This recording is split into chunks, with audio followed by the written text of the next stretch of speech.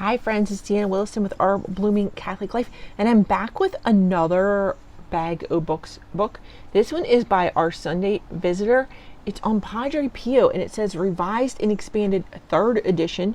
It's Padre Pio, The True Story by C. Bernard Ruffin. Let's see. Open it up. What else does it say? The book is dedicated to the memory of my mother, Lillian Rebecca Jones Ruffin. I don't know if I'm saying that name right. I apologize. Unless otherwise noted, scripture quotations are from the Revised Standard Version of the Bible, Second Catholic Edition, otherwise known as the Ignatius Bible. Copyrighted 65, 66, and 2006. National Councils of Churches of Christ in the United States of America, used with permission. There will be some by the King James Version, and those are going to be noted. Every reasonable effort has been made to determine copyright holders, blah, blah, blah. The copyright for this particular one is 2018. Okay, so it was done in 82 originally, then 91. This is the 2018, third revised edition. Printed in the United States. Table of contents. Okay. It has the standard format.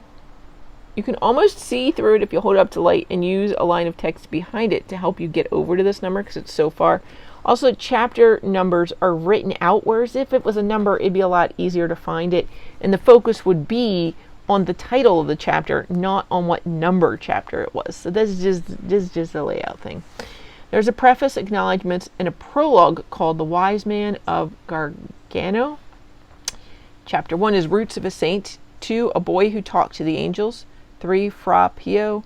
4, Encounters with the Invisible World.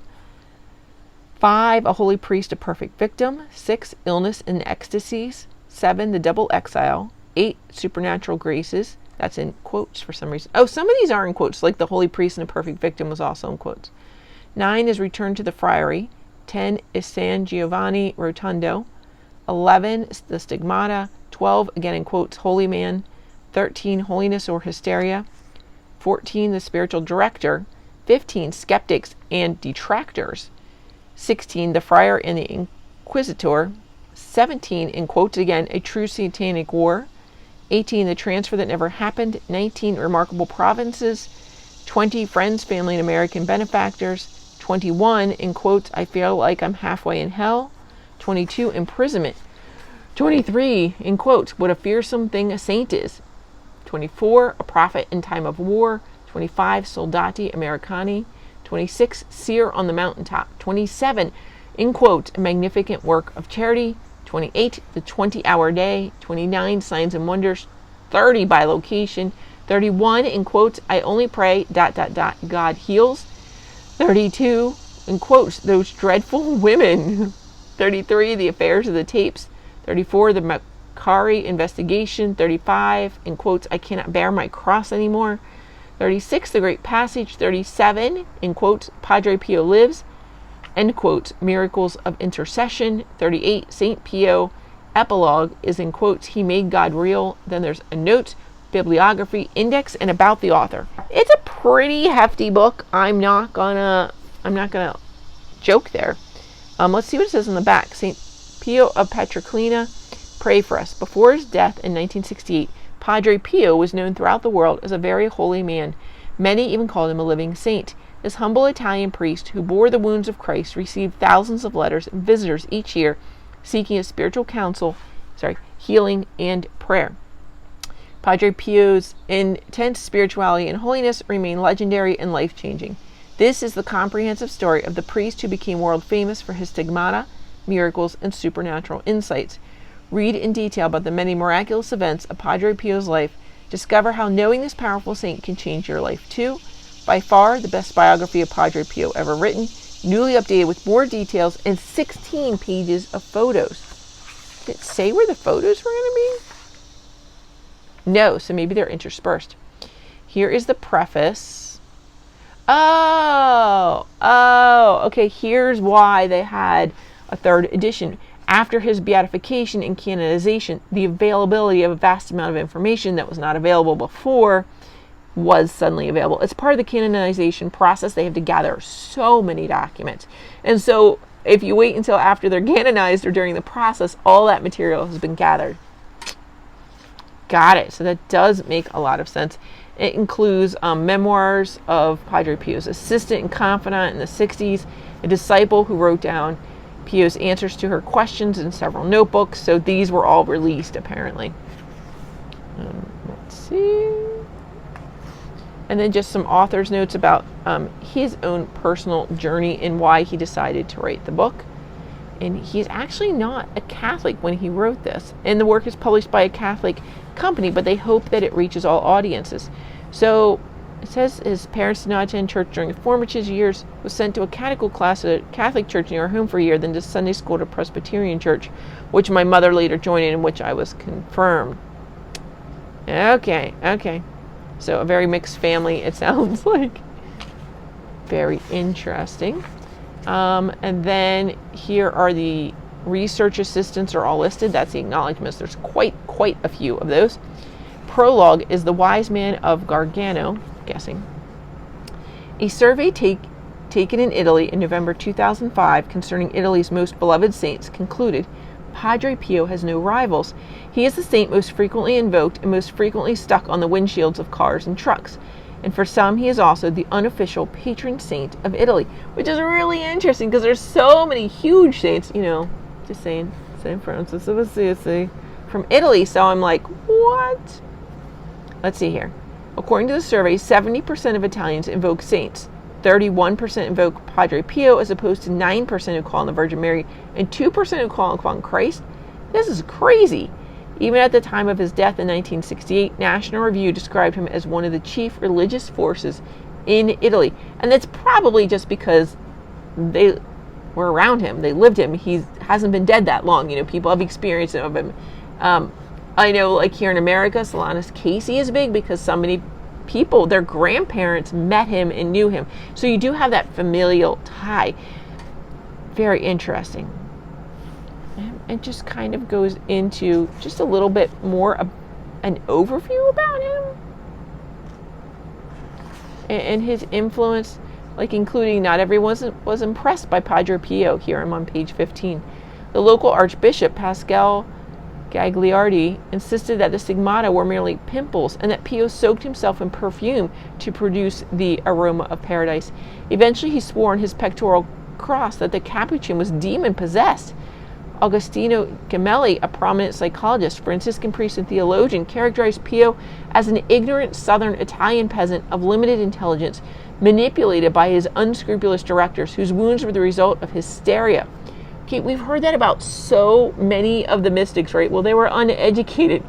Yeah, that's who God uses, guys. Come on. He literally went and said, hey, fishermen, come follow me. Didn't have to be educated to be great in the kingdom. That's one of the great things about it. So interesting. So many interesting. And then roots. They're going to start out in the little town, the roots of a saint. The chapter title is clearly marked. It's easy to see where it begins. And then there's subheadings you can see here. Just a little bit of bolding here. How's it going to mark it? Roots of a saint. So when we get to the next one, page numbers are in the outside corners. Ding, ding, ding. What does this say here? Chapter 1, and then here's the name of chapter 1. So even though the subtitles change, this is going to be the chapter up here, not the subheading. Which is interesting because they do have chapter 1 written here, so they could have gotten away with having the subheadings there, but they did not choose to do that. You can see lots of little subheadings, right? There do not appear, here's chapter 2. So there do not appear to be footnotes, at least in the text. I'm going to flip a little bit through here. Lots of block quotes. And that makes sense. They were talking about all the material that was now available. I'm just trying to see if any of these pictures are incorporated, maps, anything. Aha, here they are. They are around 256.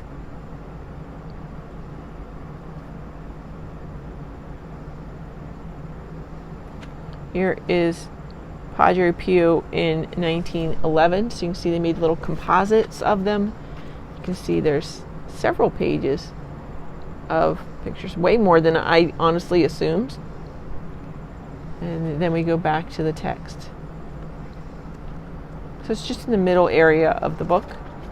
Let's come to the end, see what our features are, and then we'll pick a selection to read randomly. Okay. Notes. The notes are all the way in the back. They are done. I don't know if you can hear that motorcycle or something going down the road. The notes are end notes, but they are numbered by chapter. So when a new chapter starts, they start again at the number 1. So you may want to put some kind of a ribbon or marker here so you can flip back. Because, let's see here.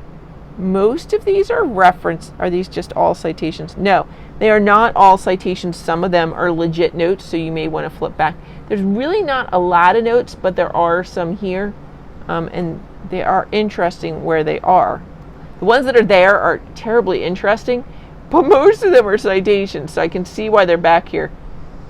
There's an entire chapter that only uses one resource, and it writes Ibid 63 times. It does give you the page references, but still, I've literally never seen that. So there's a lot of times when they're just using one source for one chapter.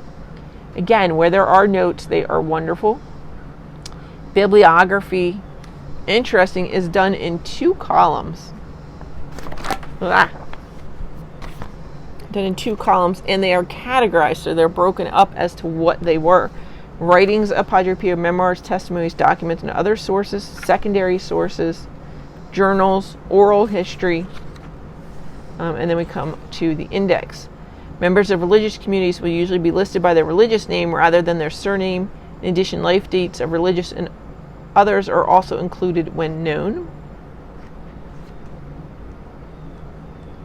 Quite a few pages for that index. About the author, it just says he's a native of Washington, D.C. with a degree in history from Bowdoin College. I don't know that. And a master's in divinity from Yale. He taught history in the Fairfax County High Schools for 25 years and is the pastor of the Lutheran Church of the Holy Comforter in Washington, D.C. He's the author of several books on Christian history and genealogy and biographies of Padre Pio, Saint Andre Bessette, and Fanny Crosby. Okay. Let's go here. 246. This seems like quite the scandal here. It's in chapter 21 marked, I feel like I'm halfway in hell, with quotes around it. Talks about attempted blackmail in the archpriest's mistress. Scandalous indeed. Let's see, towards the end of 1925, Don Giovanni Missio, one of the priests in San Giovanni, who had been bitterly hostile to Padre Pio, wrote a book against the honor of the priest and his family. What it contained evidently has been lost to history. It is supposed to have contained lurid allegations and defamations of Padre Pio's character and morals. Since it was said to have dishonored the Forgione family, perhaps it has something to do with the embarrassing activities of Pellegrina Forgione, I don't know how to say it, the family black sheep. Whatever the book contained, Missio went to Petroclina and showed a copy to Michel, who would have had to get somebody else to read it to him since he was illiterate. Missio told Padre Pio's brother that he had been given an advance of 5,000 lire, but would agree to forego publication if Forgione would pay him the amount of the advance, which would have to be refunded if the book was not published. So weird. So what is this? Oh, Padre Pio was still alive at this time. Interesting. I don't know what happened. It's very interesting here. I'm jumping over to 247. I don't want to give it all away. It's so interesting. Quickly, Padre Pio sent for his brother's lawyer, whose name was Caprile, who conferred with him for an hour in his room at the monastery. At least one friar heard the 2 men screaming at each other. When at last Caprile left Padre Pio's room, the friar took the lawyer's hands and pressed them between his own and pleaded, "Promise me that you won't let Don Giovanni be condemned." Caprile told him, "Padre, you know I can't work against my own client, and your brother is my client." Padre Pio snapped, "I have spoken. I am sending you to see that the priest is not condemned." "Since this is your wish," the lawyer meekly replied, "and since you are commanding me, I will do everything to extenuate the circumstances and save the priest." Padre Pio made Caprile repeat the promise. After he left, Padre Pio paced around his room, shaking his head, weeping and sighing. "A priest in jail! A priest in jail! And all because of Padre Pio." The lawyer kept his promise, and even though the judge, in reading Missio's manuscript, found that it contained obscene insinuations, especially repugnant in having been devised by a priest, Missio received a suspended sentence. He had been a public school teacher and was fired because of his scandalous behavior. Padre Pio pleaded with the school board to reinstate Missio, and the priest got his job back. Who is this guy? This is crazy. One of the priests, it was one of the priests who was against, right, I followed. He was against Padre Pio, and he did this whole blackmail scheme. Although Archbishop Gagliardi never disciplined him for his criminal activities, Missio went to the Forgione brothers to beg their forgiveness, and Padre Pio and Michele themselves reconciled, embraced Don Giovanni, telling him that all was forgiven. Until his death more than 40 years later, Don Giovanni would regularly go to the friary to see Padre Pio and ask for his prayers. In fact, when he was an old man, he asked the superiors at the friary permission to end his days there near Padre Pio. In parentheses, apparently this was not granted. My goodness, friends, they hold nothing back in this biography, hold nothing back, and yet you see the character of the saint here. Wow. This is lovely. I'm 15 minutes in, and I wish I could just go cast all my chores away and go and curl up and read this. I don't know about you, but check it out. Padre Pio, The True Story. It's kind of a no-holds-barred edition, revised and expanded 3rd edition. Remember, it has the photos in it as well, and quite the extensive notes and citations. God bless you, friends. In the name of the Father and the Son